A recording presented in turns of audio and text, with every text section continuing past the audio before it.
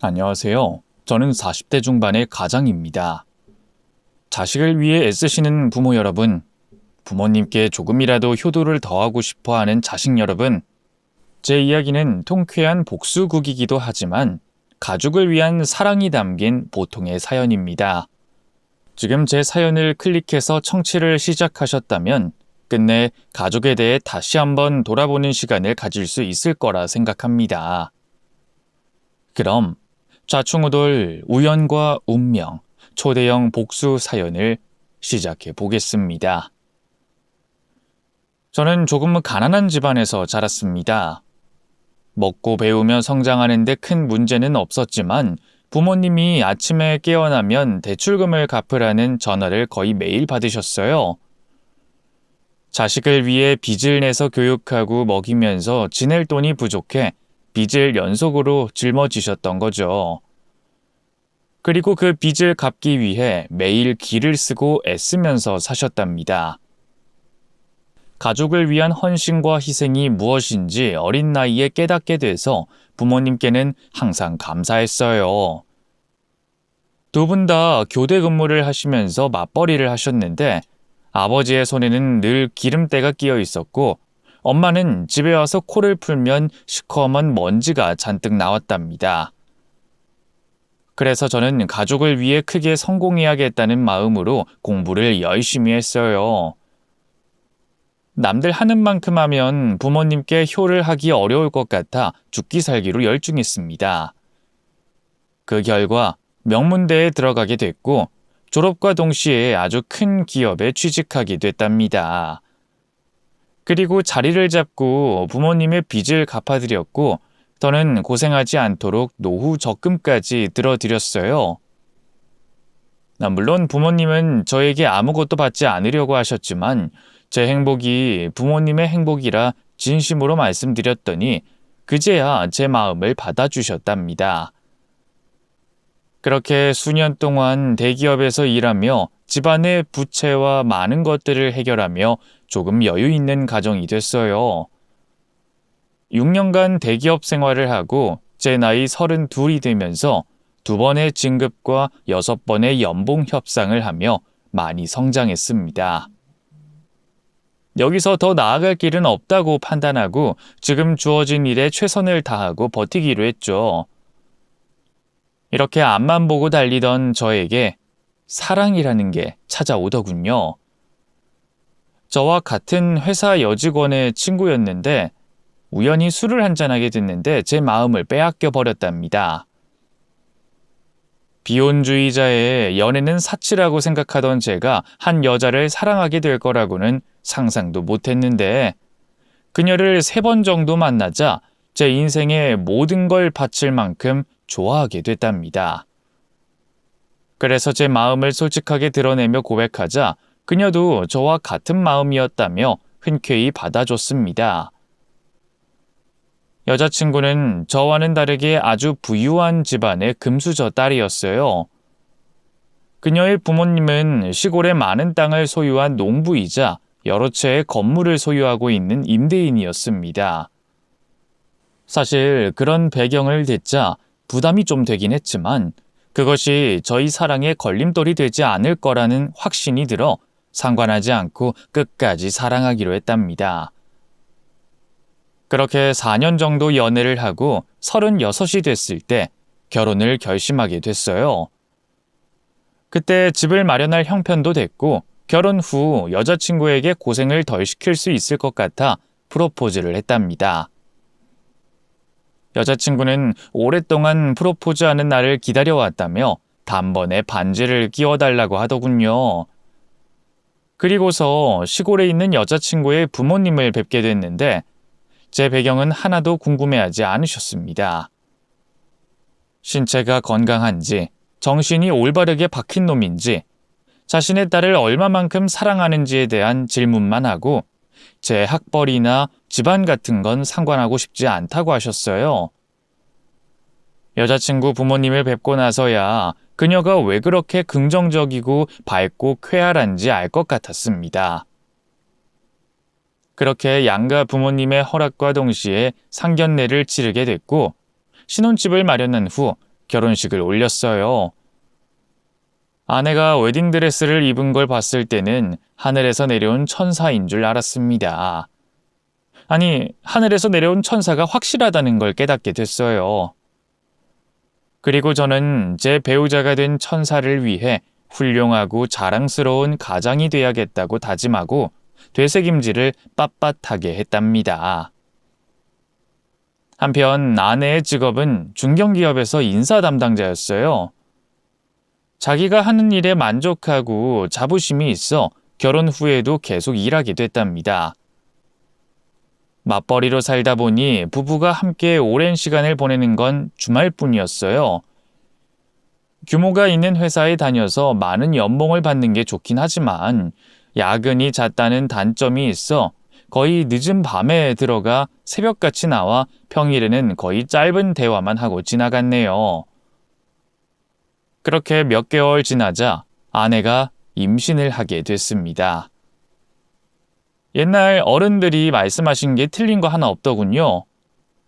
전쟁통에도 아기가 생기는데 바빠서 사랑을 나누지 못한다는 건 거짓말이었습니다. 저와 아내는 서로 바쁜 와중에도 밤마다 뜨겁게 사랑을 알게 모르게 해서 금세 아기가 생겼네요. 이듬해 건강한 딸아이를 낳게 되자 아내의 몸이 바쁘고 심하게 피로해져서 회사를 그만두게 됐습니다. 제가 가장 노릇을 제대로 할 테니 아내에게 육아에만 신경 쓰라고 권유했기 때문이죠. 물론 저도 회사에서 집으로 돌아오면 육아와 살림을 같이 하는 남편이었습니다. 또 그렇게 매우 바쁘고 고단하게 하루를 보내는 와중에 둘째 아이가 임신됐어요. 이 정도면 저희 부부가 금실 좋다는 건 바로 느껴지셨을 겁니다. 아무튼 애가 둘이나 생기니 제 어깨는 더 무거워졌습니다. 아무리 대기업 직원이라고 해도 아이 둘을 키우며 들어가는 돈이 많아서 적금 한 푼 못하고 월급날이 되면 금세 빠져나갔답니다. 아이들은 무럭무럭 쑥쑥 자라고 있으니 제 벌이로는 여유 있는 가정을 지키는 게 어렵게 느껴졌어요. 그러자 아내는 제가 매일 피로에 썩어 있는 얼굴을 보며 매우 안타까워했습니다. 잠도 거의 못 자고 밖에서 밥도 제대로 챙겨 먹지 않는 걸 알고 있어 아이들보다 제 걱정을 더 많이 해줬답니다. 더불어 아내는 제가 회사 생활을 그만하길 바랬어요. 처가의 손을 빌려 사업을 하는 게 좋지 않겠냐며 먼저 제안해줬습니다. 여보, 우리 애들이 크면 돈도 더 많이 들 거고 당신은 지금보다 더 많이 야근을 신청할 것 같아. 이쯤에서 회사 정리하고 사업해보는 게 어때? 우리 아빠한테 부탁드리면 서울에서 사업할 자금 정도는 주실 거야. 장인어른한테 손을 벌리자고? 내가 거절하고 더 열심히 일하겠다고 말하고 싶은데 현실적으로 생각하니 당신 말이 옳은 것 같아. 처자식을 위해서 더 나은 인생을 고르라고 한다면 사업하는 게 100번 나을 것 같아. 여보, 장인어른한테 부탁드리러 가자. 그래, 잘 생각했어. 사실 내가 아빠한테 먼저 귀뜸해놨어. 당신이 삐쩍 말라가면서 가장 노릇하고 있는데 보기 안쓰럽다고 말이야. 아마 긍정적으로 생각해 주시고 당신 사업할 수 있게 도와주실 거야. 내가 부족한 놈이어서 미안해. 더 잘난 남편이었다면 당신이 그런 신경을 쓰지도 않았을 텐데. 그게 무슨 소리야. 당신처럼 가정을 위해 헌신하는 남편이 또 어딨겠어? 지금도 과분하게 잘하고 있으니까 괜한 소리 마. 그렇게 아내가 저를 이해해주고 배려해주면서 장인어른께 함께 찾아갔습니다. 저는 무릎을 꿇고 부탁의 말씀을 드렸답니다. 제가 모은 돈은 거의 없었기 때문에 사업자금 전액을 지원해달라고 했습니다. 그러자 장인어른은 아주 흔쾌히 큰 돈을 저에게 투자해 주셨답니다. 처자식을 위해 최선을 다해 사는 것도 알고 앞으로 큰 발전을 할 재능도 있어 보인다며 한 번의 의심 없이 수억 원을 주셨죠. 저는 그 돈을 감사히 받고 회사 퇴직금을 더해 사업장을 꾸렸답니다. 처음엔 혼자 일을 시작했지만 바로 일손이 모자랄 만큼 일이 들어와서 직원 3명을 뽑아야만 했어요. 완전 대박을 터뜨린 건 아니지만 직장 생활할 때보다 많은 돈을 벌었기 때문에 많이 안정적이고 여유 있는 가장의 삶을 살 수 있었습니다. 그렇게 중박을 치며 사업을 운영하다 보니 조금 더디긴 하지만 매출도 상승했고 사무실 크기가 넓은 곳으로 이사했으며 직원도 10명이나 둔 업체로 거듭났습니다. 아내와 제 가치관은 큰 돈이 아닌 가정이 안정적으로 돌아갈 수 있을 만큼 벌고 가족의 화목을 위해 많은 시간을 들이는 것이었답니다. 그래서 일주일에 2-3번은 아이들을 데리고 나들이도 가고 1박 2일 여행을 다녀오기도 했어요. 그랬더니 아이들의 얼굴이 더 밝아지는 건 물론 저도 살이 오르고 표정이 달라졌답니다.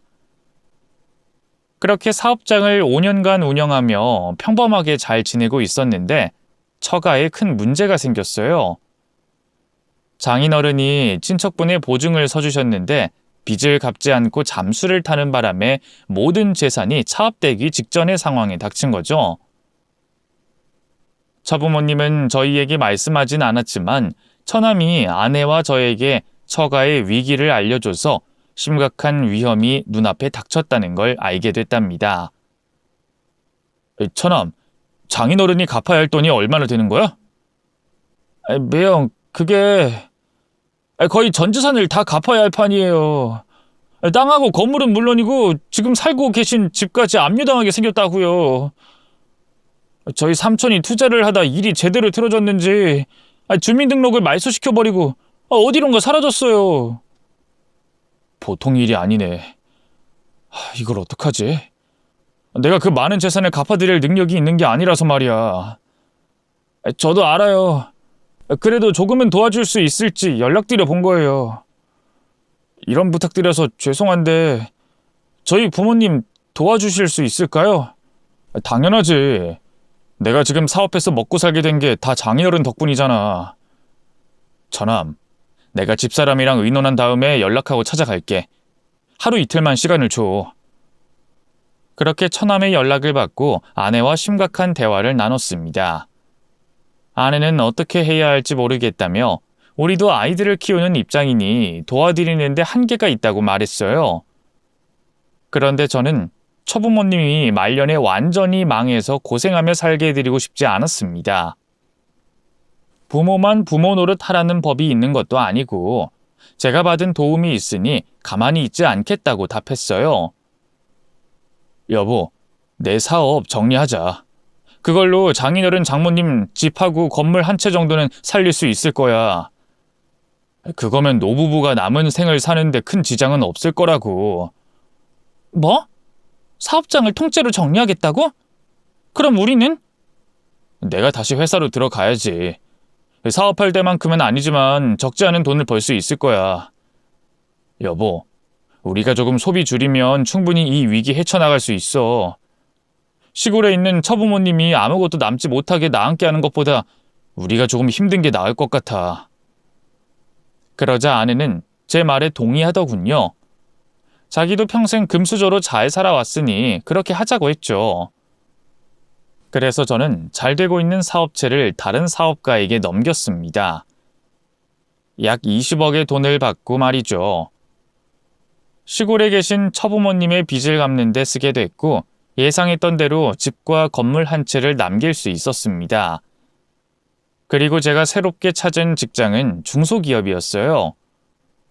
월급은 대기업 때보다 적긴 했지만 제 나이에 재취업을 시켜준 것만으로도 감사해서 받는 돈보다 열심히 일하기로 다짐과 각오를 했답니다. 한편 집에서 육아와 살림을 하던 아내도 일을 하겠다며 통보하더군요. 제가 처부모님을 도와드린 게 마음에 걸리는 데다 작은 회사에 일반 직원으로 들어간 게 안타깝고 미안했는지 취직 소식을 알리더라고요. 여보, 나도 일자리 구해볼 생각이야. 이제부터 같이 벌어서 빨리 이 난관 헤쳐나가자. 그래서 당신이 다시 사업을 하는 날이 빨리 오도록 해보자고. 당신이 일을 다니겠다고? 여보, 우리 애들 아직 어려서 엄마 손이 필요하잖아. 그리고 경력 단절이 꽤 오래돼서 일을 구하는 게 어려울 텐데. 우리 애들이 어리긴 해도 유치원에 가 있는 시간만큼 일할 수 있는 곳을 찾았어. 거긴 경력 같은 거 안 봐. 누구에게나 기회를 주는 곳이라고. 아, 난 당신이 힘들어지는 거 싫은데. 미안해서 잠도 못 잘 거라고. 이 남자는 가만 보면 혼자만 착한 척 다 하는 것 같아. 여보, 나도 이 집 부모야. 그리고 당신 사업 접게 한 책임이 있는 사람이라고. 우리 부모님 때문에 이렇게 된 거니까 잔소리 말고 받아들여. 나 며칠 내로 바로 출근할 거야. 아, 그래. 고마워. 여보, 우리 조금만 노력하면 금세 자리도 잡고 사업도 다시 시작할 수 있을 거야. 그리해서 아내도 아이들을 돌보고 남는 시간을 쪼개서 일을 다녔습니다. 원래 이런 상황이면 다투고 갈등이 생기기 마련인데 저희 부부는 오히려 전보다 더 가까워졌어요. 속 이야기를 자주 하기도 하고 서로에 대한 생각을 자주 대화로 나눠서 부부 이상으로 깊어졌답니다. 제가 다니는 회사는 직원이 70명이었는데 제가 3개월 만에 가장 많은 실적을 올려 회사 대표한테 인정을 받게 됐습니다. 승진과 연봉 협상을 다시 하게 되면서 작은 행운을 가지게 됐답니다. 김성학 씨, 이번 분기에 실적이 엄청나네요. 회사 창립 이후로 제일 많은 실적인 것 같아요. 감사합니다, 대표님. 최선을 다해 일했더니 운이 좋았던 것 같습니다. 그래서 말인데 김성학 씨가 이 팀의 팀장이 돼주실래요? 연봉도 1.5배로 더 드릴게요. 네? 그게 정말입니까? 저야 그렇게 큰 기회를 주시면 1000번, 만번 감사드리죠. 그럼 이야기 끝났네요. 앞으로는 김 팀장으로 부를게요. 나가서 인사 담당자랑 이야기해서 팀원들 구성하세요. 네, 대표님. 진심으로 감사합니다. 저는 재취업을 하고 3개월 만에 이런 큰 기회를 잡게 돼 쾌재를 불렀답니다. 이후 회사에서 즐겁고 열정적으로 일하고 팀원들에게 영업 노하우와 지식을 가르치며 실적을 쌓아나갔어요.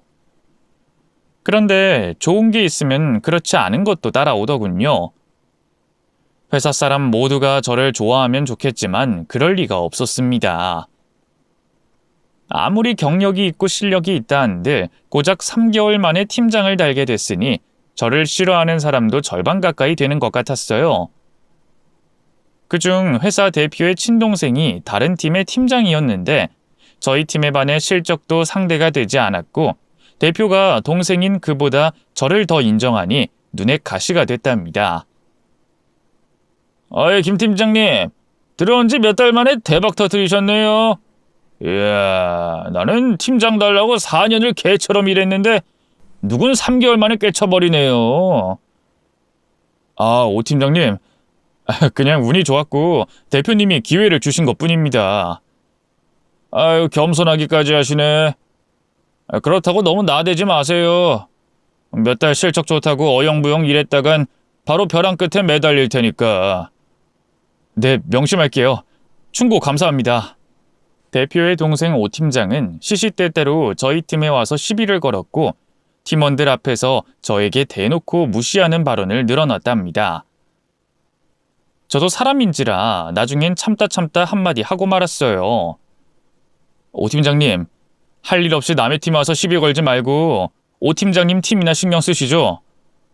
이번 달에도 실적이 반토막이라면서요. 그러다가 벼랑 끝에 매달리는 꼴이 되겠어요.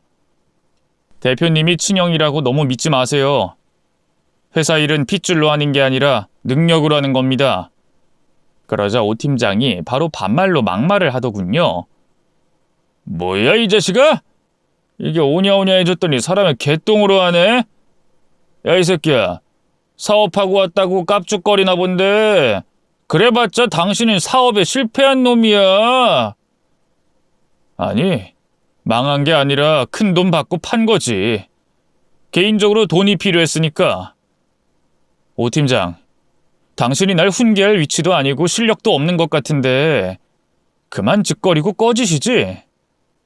아, 나 이 개자식이. 너 오늘 일 다 한 줄 알아. 돼지게 맞고 정신 좀 차려봐라. 오 팀장이 제 멱살을 잡자 제 팀원들이 모두 달려들어 오 팀장을 뜯어말렸고 등을 마구 떠미는 바람에 그가 바닥에 넘어졌답니다. 이 김성환 개같은 놈, 팀원들을 시켜 날 내동댕이 쳐? 너 이 개자식 진짜 가만 안 둘 거야. 이봐 오 팀장, 난 아무 짓도 안 했어. 가만히 서서 당신이 하는 행동을 지켜본 것뿐이라고. 내 팀원들이 알아서 도와준 거란 말이야. 어이 오 팀장, 당신이 지금 그 꼴로 있는데 왜 자네 팀원들은 가만히 구경만 하고 있지? 그게 당신이랑 나와의 차이점이야. 팀장이라는 감투를 썼으면 그에 맞는 행동을 하라고, 이 형편없는 놈아. 제가 매우 솔직한 충고를 하자 오 팀장이 다시 으르렁거리며 저에게 다가왔는데 대표가 이 장면을 목격하곤 저희 두 사람을 대표실로 불렀습니다. 대표는 누구의 편도 들지 않고 저희 두 사람에게 똑같이 나무랐습니다. 김 팀장, 나이도 좀 있는 사람이 좀 참으면 덧나나? 그리고 오 팀장, 넌 자식아 내 동생이라는 게 쪽팔린다. 회사에서 뭔 짓거리 하는 거야? 네가 괜히 시비 걸어서 이사달이 난 거 아니야? 형, 그게 아니라 김 팀장이 회사에선 형이라고 하지 말랬지? 넌 이 새끼야, 나이 30 중반이면 철 좀 들어라. 팀장 달아줬으면 좀 달라져야 하는 거 아니냐? 제발 사고 좀 치지 말고 일이나 열심히 하라고. 저와 오 팀장은 조용히 대표가 하는 말을 듣고 반성했습니다. 그러자 오 팀장이 갑자기 오글거리게 친근한 말투로 저에게 사과하더군요. 김 팀장님, 이거 실례가 많았습니다. 제가 워낙 셈이 많은 놈이라 남잘 되는 꼴을 못 봅니다. 너그러이 이해해 주시고 용서해 주십시오. 네네, 알겠습니다. 저도 화내고 막말한 건 죄송하게 생각합니다. 그럼 이만 나가서 일하도록 하죠. 잠깐만요. 무슨 성격이 그리 급하세요. 김 팀장님, 우리 집에 초대해도 될까요? 대표님이랑 김 팀장님이랑 같이 식사하러 오세요. 제가 제대로 대접하겠습니다. 생각해 볼게요. 제안 감사합니다. 저는 그렇게 대충 대답하고 잊어버렸는데 오 팀장이 이틀에 한 번꼴로 자기 집으로 초대하겠다고 말하더라고요. 이 핑계 저 핑계 대며 거절했는데 나중엔 핑계 댈 게 없어서 승낙하고 말았습니다. 그래서 대표와 날짜를 맞춰 오 팀장의 집에 식사를 하러 갔네요. 낮 시간에 이른 퇴근을 해서 말이죠. 오 팀장 아내는 상냥한 말투로 인사하며 마실 것을 먼저 주셨고 가사도우미가 곧 밥을 차릴 거라며 소파에 잠시 앉아 기다리라고 하더군요. 오 팀장은 갑자기 왜 그러는지 모르겠지만 자꾸 저와 친해지려고 시도했습니다. 태도를 바꿨다고 해서 그 사람의 인성이 달라지는 게 아니라는 걸 알고 있는 저는 선을 긋고 직장 동료 이상의 사이가 되지 않으려고 했답니다. 그런데 이 오 팀장이라는 사람이 저에게 형님 소리를 하더군요. 형님, 성학이 형, 우리 화해하고 잘 지내봅시다. 내가 잘못했다고 사과도 했잖아요. 네? 네, 오 팀장님. 친하게 잘 지내요. 형님, 사적인 자리에선 오 팀장 말고 경수라고 불러주세요.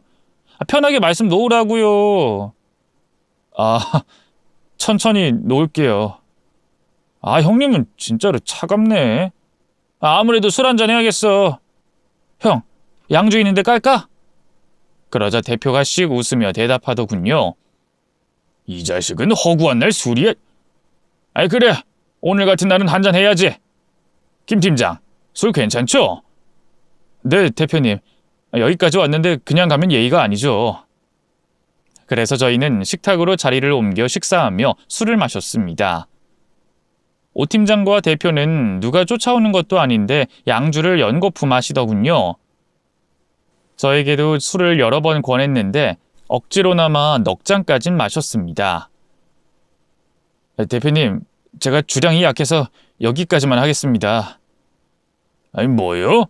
아니, 김 팀장. 아니, 생각보다 더 냉랭한 사람이네. 아니, 잔말 말고 받아요. 아, 대표님, 그만 권하시죠.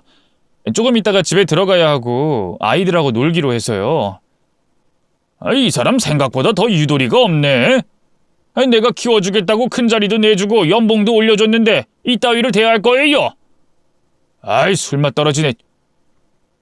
저는 진짜로 술이 약해서 거절한 건데 대표와 오 팀장은 제가 마음을 열지 않는다고 판단하고 짜증을 내더군요. 그래서 하는 수 없이 억지로 술잔을 비우며 비위를 맞춰줬습니다. 그렇게 저녁 시간이 다가오자 다들 취해 있었습니다. 오 팀장 아내는 초인종 소리에 현관문을 열고 누군가와 오랜 대화를 나누더군요. 웅성거리는 소리가 들리다가 곧 오 팀장의 아내가 언성을 높였습니다. 야, 네가 갖다 준 녹즙 먹고 배탈 났어. 그런데 무슨 돈을 달라는 거야? 사모님, 배탈이 났으면 복용을 중지했어야죠. 한 달 동안 아무 말씀 없이 잘 드시고 나서 결제일이 지나니까 배탈 났다고 말씀하시면 어떡해요. 사모님이 결제해 주시지 않으면 제 사비로 입금해야 해요. 그럼 네 돈으로 입금해. 왜? 돈이 없냐? 녹즙이랑 야구르트 팔아가며 빌빌대며 사니까 이깟 돈 몇 푼이 없는 거냐? 사모님, 여기서 제 직업을 비관하는 발언은 삼가주세요. 그리고 사모님이 한 달 동안 드신 녹즙값 56,000원 주세요. 인연이 어디서 돈을 내놓으라고 협박질이야? 그리고 니년이 준 녹즙 먹고 탈났다고 했지? 닥치고 조용히 꺼져라. 사모님 같은 분들 많으세요. 한 달 공짜로 먹으려고 제품 탓을 하는 분이 처음이 아니라고요. 저 바보 아니니까 얼른 결제해 주세요. 현관에서 대화 소리가 들리더니 이내 짝소리가 크게 울렸어요. 따귀를 날린 소리였죠. 저는 걱정이 돼서 현관 쪽으로 나가봤습니다. 그런데 녹즙 판매원은 제가 아주 잘 아는 여자였습니다.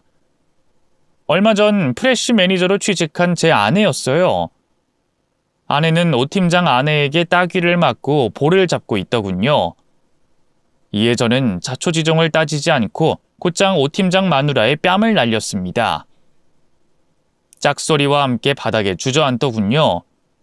그 순간 아내는 저를 보며 화들짝 놀랐습니다. 여보, 당신이 여기 왜 있는 거야? 여긴 무슨 일로 있는 거야? 지금 그게 중요해? 당신이 목 같은 년한테 쌍욕 먹고 따귀까지 맞았잖아. 그렇다고 당신까지 그럴 필요 없잖아. 왜 일을 크게 만들어?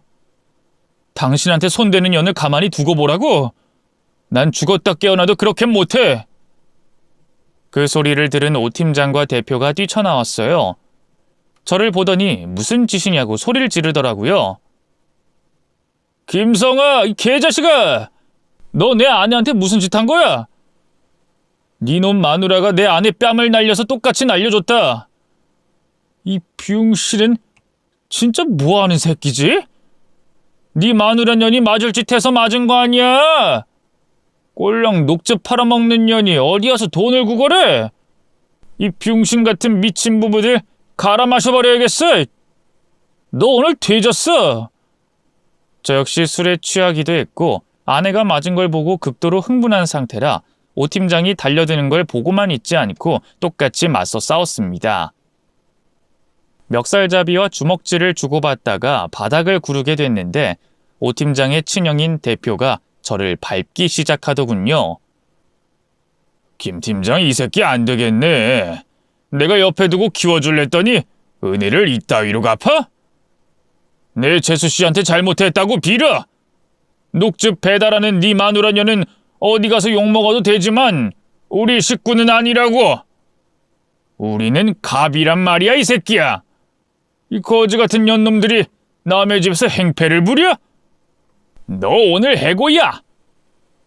2대1로 번진 싸움은 결국 형제가 주도권을 가지게 됐고 저는 저항하다가 얻어맞기만 하며 만신창이가 됐습니다.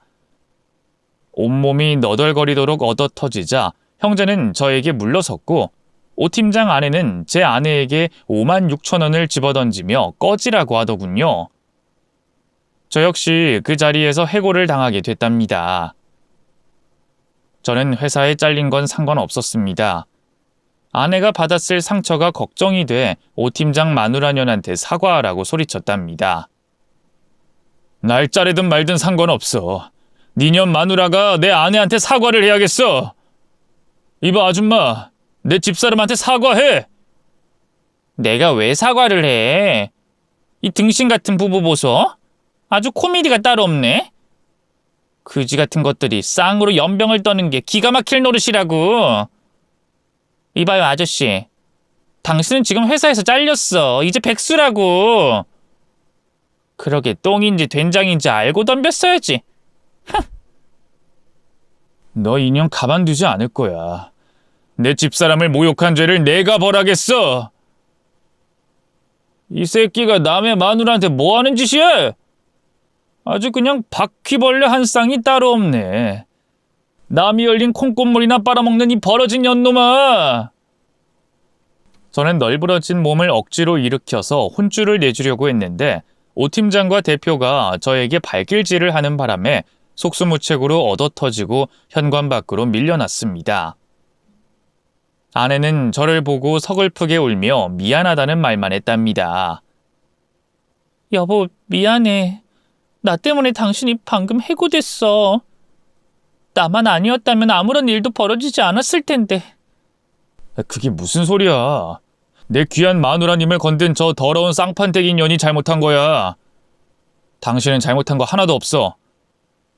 여보, 저것들 내가 가만두지 않을 거야.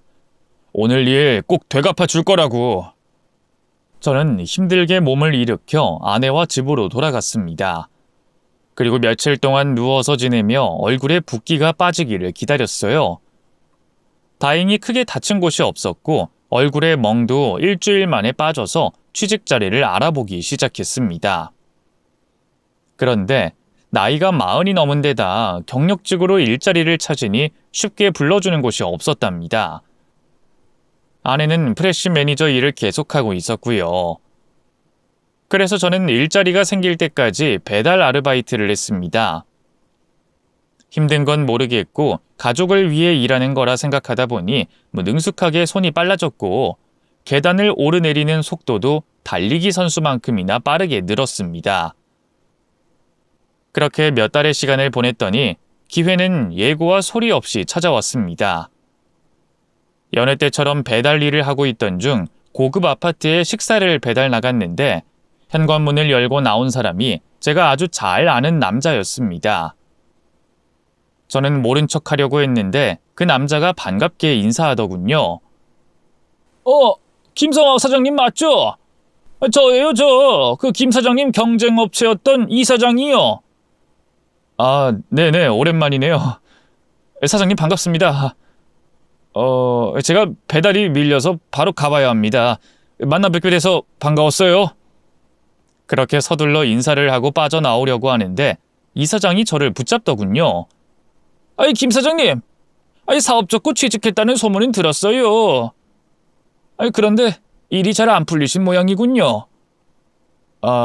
네, 맞아요.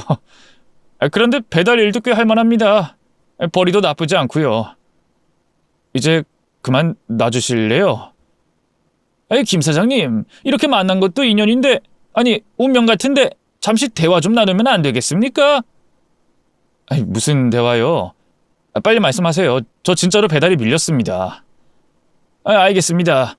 그럼 빠르게 말하겠습니다. 제가 김 사장님을 저희 회사 고문으로 모시고 싶습니다. 스카우트하고 싶다고요. 이건 동정이나 연민의 마음으로 하는 말이 아니라 예전에 경쟁하던 시절부터 꼭 같이 일해보고 싶었습니다. 김 사장님의 능력을 저희 회사에 쏟아 부어주시면 안 되겠습니까? 원하는 연봉, 자동차 모두 맞춰드리겠습니다. 이게 갑자기 무슨 일인지 모르겠더군요. 바쁘게 배달하던 와중에 사업하던 때 경쟁업체 사장 집에 배달을 가게 됐고 스카웃을 받게 될 확률은 몇이나 될까요? 머릿속이 복잡하긴 했지만 이 사장이 저에게 제안한 조건은 최고였고 거절할 이유가 전혀 없었습니다. 그래서 저는 고개를 끄덕이고 허리를 굽혀 감사의 말을 전했답니다. 이사장님, 저 열심히 일하겠습니다. 기회 주셔서 감사합니다. 그러자 이사장은 허허 웃더니 배달 일을 정리하고 바로 사무실로 찾아오라고 하더군요. 그래서 이 사실을 아내에게 전했더니 매우 기뻐했습니다. 열심히 노력하는 자에게 기회가 찾아온 것이라며 무조건 기회를 잡으라고 좋아해줬네요. 그래서 저는 이틀 만에 배달 일을 그만두고 이사장의 회사로 찾아갔답니다. 그런데 예상했던 것보다 회사가 어마어마하게 성장해 있더군요. 이사장은 저에게 라이벌이라고 이야기했지만 저와는 비교도 안 되게 능력이 출중한 사람이었습니다. 직원이 300명 이상이었고 건물 한 채가 모두 이사장의 직원이 쓰고 있더라고요. 저는 고문 자리를 부여받았고 외제차까지 지원받았습니다. 또 법인카드를 주면서 마음대로 실컷 써도 좋다는 말도 들었습니다. 이제부터 고문님이라고 불러야겠군요. 김 고문님, 저희 회사에 이익이 되는 일을 해주세요. 네, 사장님. 최선을 다하겠습니다. 그럼 제가 회사와 거래하는 업체들이나 수익 구조를 좀 살펴볼 수 있을까요? 지금부터 회사에 돈이 되는 일을 만들겠습니다. 역시 듣던 대로 철두철미하신 분이시군요. 네, 좋습니다. 제 비서가 회사 장부를 싹 다 가져다 줄 겁니다. 고모님이 회사에 손해가 되는 게 보이면 다 알아서 걷어내 주세요. 그래서 저는 사장 비서에게 장부 몇 건을 받고 하나하나 자세히 살펴보며 문제점을 찾아보기 시작했습니다. 장부를 여러 장 넘기며 확인해 봤는데 대부분 문제가 없어서 지나갔습니다. 이렇게 큰 기업을 만든 사람이 어련히 잘했을까 하는 생각을 하고 배우는 자세로 장부를 들여다봤어요. 그런데 낯익은 회사가 거래처로 등록돼 있더군요. 바로 얼마 전 저와 아내에게 모멸감을 준 오 팀장 형제가 있는 회사였죠. 저는 그때부터 심장이 뛰기 시작했고 앞날을 상상하며 웃기 시작했습니다. 장부에는 별다른 이상이 없었어요. 형제 회사가 더 많은 이익을 가져가거나 불법을 저지른 건 하나도 없었습니다. 하지만 저는 그 형제 회사보다 더 적합한 가격으로 거래를 할 수 있는 회사를 알고 있어 걷어내기로 결심했죠. 바로 이사장에게 찾아가 더 좋은 조건으로 거래할 회사가 있다며 형제 회사를 잘라내자고 했죠. 그러자 사장은 저에게 알아서 해달라는 대답 한마디만 해줬습니다. 저를 전적으로 믿는다면서 말이죠. 그래서 바로 직원에게 일러 오형제 회사의 거래를 전부 다 끊어버렸답니다. 그런데 문제는 오형제 회사가 이사장에게 받아서 하는 일이 80%가 넘었어요. 신규로 따온 일들이 많긴 했지만 매출로 따지자면 제가 속한 이사장 회사가 대부분이었죠. 두 형제는 회사가 당장 적자가 나게 생겼으니 저희 회사를 찾았답니다. 이사장을 만나러 왔는데 비서가 두 형제를 제 사무실로 보냈어요. 이사장이 저에게 알아서 하라고 했으니 마무리도 제가 지으라고 한 거였죠.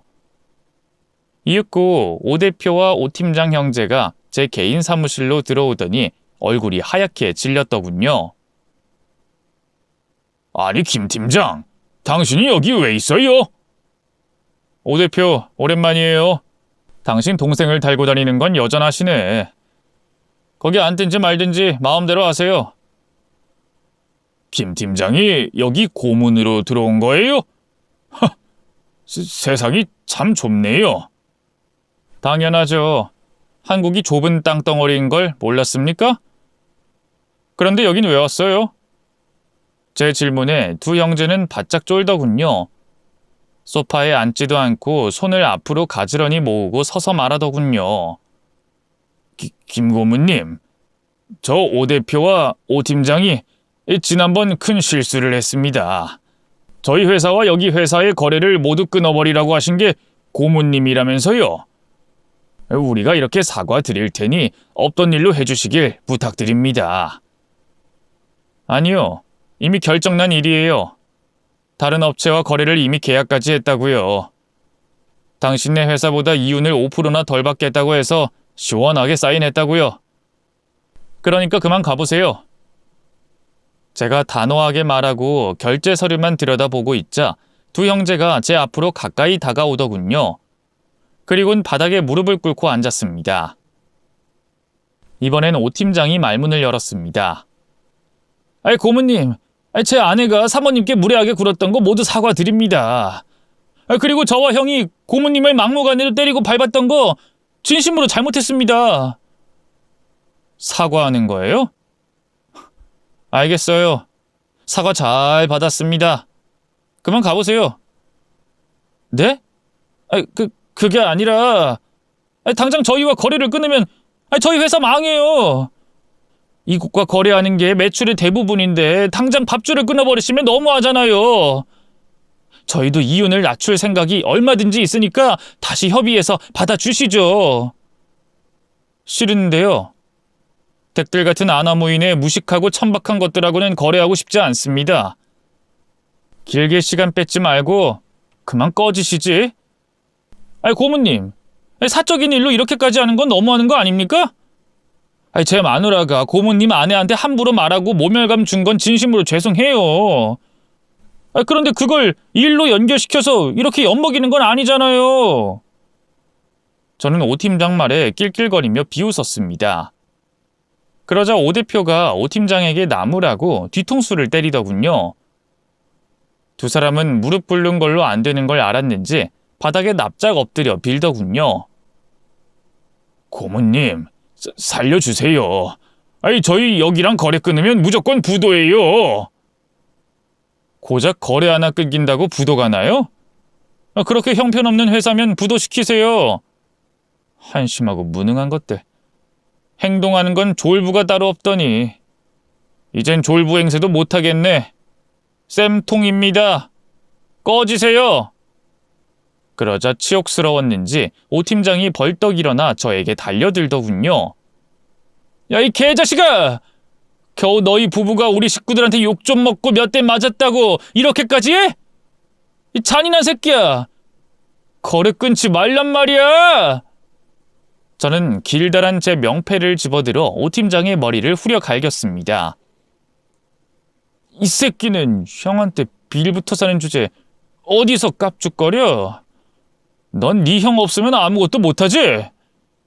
네 형은 우리 회사가 없으면 아무것도 못하는 병신이고 아주 형제가 똑같네. 떡에서 떨어지는 콩고물이나 빨아먹고 살 놈들이야. 야, 이젠 너희들한테 떨어지는 콩고물 없거든?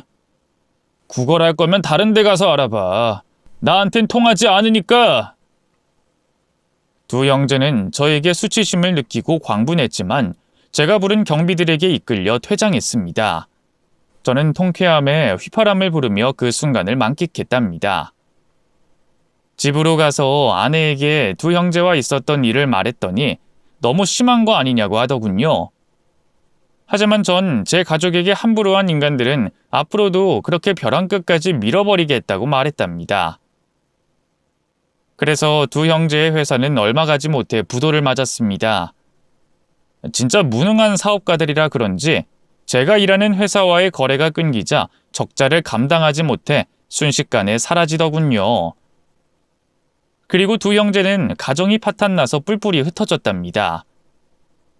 이혼한 건 물론이고 파산까지 해서 고시원을 전전하며 지낸다는 소식을 들었네요. 이렇게 복수가 끝나나 싶어 아쉬운 감이 있었는데 어느 날 재밌는 상황이 펼쳐졌습니다. 아내가 배달 음식을 시켰는데 배달부가 건넨 음식 봉지를 보니 빨간 국물이 줄줄 새어 있더군요. 아내는 이런 걸로 결코 화내는 사람이 아니어서 그냥 넘어가려고 했습니다. 그런데 배달부가 지레 겁을 먹고 헬멧을 벗으며 사과하더군요. 배달부는 여자였고 저희 부부가 아주 잘 아는 여자였습니다. 손님, 죄송합니다. 제가 오토바이 운전이 서툴러서 음식이 많이 흔들렸나 봐요. 이거 국물이 다 쏟아져서 어떡하죠? 어머, 오 팀장 아내분이시네? 오랜만이에요. 저는 댁한테 뺨 맞고 잘 못 지내고 있었어요. 녹즙 배달부? 아니, 사모님이셨군요. 정말 죄송합니다. 제가 배달이 서툴려서 큰 실수를 했네요. 저는 가까이 다가가 아내가 어떤 행동을 하는지 구경하기로 했습니다. 제 아내는 그 상황을 즐기고 있었는지 희죽거리더군요. 실수를 했으면 책임을 져야죠. 예전에 내 녹즙 다 처먹고 돈 안 내고 배째라고 나온 거 기억하죠? 그럼 나도 이 음식 못 먹겠다고 하면 어떻게 되는 거예요? 그게 음식값을 제가 내야 해요. 아, 내가 녹즙값을 대신 물던 것처럼? 사모님, 그때는 제가 녹즙값을 드렸잖아요. 그랬죠. 내 뺨따기 날리고 내 남편 반송장으로 만들고 머리 위로 던졌었지. 그럼 당신도 똑같이 당하고 돈 받아갈래요? 네, 차라리 맞는 게 낫겠어요. 남편하고 이혼하고 위자료 한 푼 없이 나와서 고시원에서 전전하고 있어요. 돈벌이가 없으면 당장 오갈 곳이 사라지고 만다고요. 저 배달을 제대로 못해서 환불건이 많아요. 경고를 여러 번 먹어서 오늘도 환불 조치가 되면 잘릴 겁니다. 그러니 때리세요, 사모님. 그래? 그럼 눈 감아. 귀싸대기를 세게 날려줄 테니까. 오 팀장 전처가 눈을 감자 아내가 손을 들어 따귀를 날리는가 싶더니 겁만 주고 손을 내리더군요. 배달 아줌마, 눈 뜨세요. 제가 설마 똑같이 뺨을 날리겠어요? 그리고 환불 조치 안 할게요. 음식값이랑 팁까지 드릴게요. 고시원에서 혼자 고생 많으실 텐데 이걸로 따뜻한 밥이나 사드세요. 네? 10만 원이나요? 저한테 왜 이렇게까지 해주시는 거죠? 제가 사모님한테 한 짓이 있는데. 저는 자식 키우는 엄마예요. 댁이 엄마가 아니어서 모르는가 본데 엄마라는 존재는 부끄러운 짓을 하면 안 되거든요. 가족의 힘이 당신을 살렸다고 생각하시면 되겠네요. 돈 받았으면 얼른 나가세요. 이 음식은 먹을 수 있을지 모르겠지만 잘 먹을게요. 아내는 원수를 용서하고 포용하더군요. 제가 예상했던 결과였지만 이런 아내의 모습을 보니 대단하더라고요. 저는 아내처럼 용서하지 못하고 끝까지 복수를 했으니 말입니다. 여하튼 아내가 오 팀장 전처에게 용서와 선심을 베풀자 그 여자가 눈물을 퍼부으며 엉엉 소리를 내며 울더군요. 사모님, 감사합니다. 정말 감사합니다. 저 같은 하루살이 인생을 사는 년한테 이렇게 베풀어 주셔서 감사합니다. 이렇게 훌륭하고 좋은 분인지 모르고 제가 과거에 큰 잘못을 했습니다. 사모님, 잘못했어요. 용서해 주세요. 다 큰 여자가 울기는? 알았어요. 용서해 줄 테니까 뚝 그치고 얼른 일하러 나가보세요. 저 사모님, 한 번만 안아주시면 안 될까요? 저 사모님을 존경하게 됐어요. 앞으로 언니라고 부를 테니까 저를 동생으로 걷어주세요. 그녀가 아내를 안으며 이혼 후 힘들었다며 통곡을 하더군요. 그러자 아내는 키득거리며 그만 떨어지라고 말했어요.